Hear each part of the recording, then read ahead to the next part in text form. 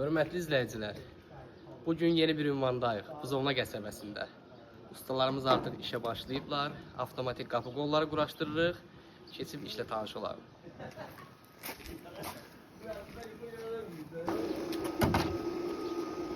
Yormayasınız.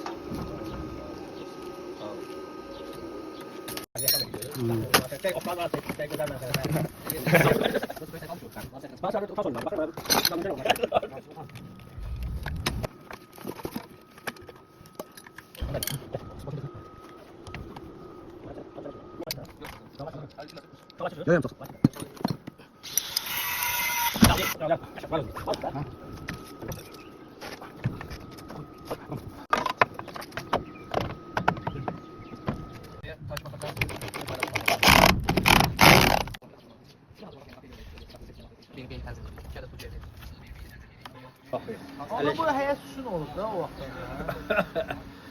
100 milyon bundan qalıb. Bu öyünə də 500 yaşı var. 7 oğul istərəm ki, olsa bu. Bu həyatda orada bir 70-ci ildə seçildi. Hörmətli izləyicilərimiz, işimizi yekunlaşdırdıq, avtomatik qapı qollarını quraşdırdıq və sonda pultu təqdim edirik ev sahibinə. Buyurun, istifadə edin və ürək sözlərinizdə bildirinizə. Allah, Bismillah. Allah xeyir versin. Çox razıyam. Çox gözəl, həqiqətən də işləri də gözəldir, verdikləri texnika da gözəldir. Qəşəng bir tonluqdur bu.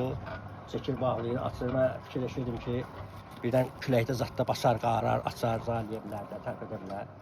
Gördüm yox, hələ həqiqətən dedikləri ilə, sözləri ilə əməlləri düz gəlir. Ona görə də mənə ya işi soğuğu yoxdur. Hər kəsən danışdığı sözə görə Allah qarşısında cavab versin.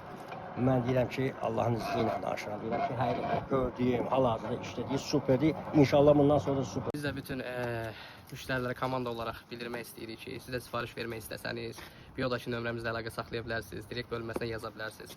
Qeyd etdiyimiz nömrə 7/24 aktivdir. Bakının bütün nöqtəsinə, Azərbaycanın bütün şəhərlərinə çatdırılma quraşdırmamız var. Biodakı nömrə ilə əlaqə saxlaya bilərsiniz.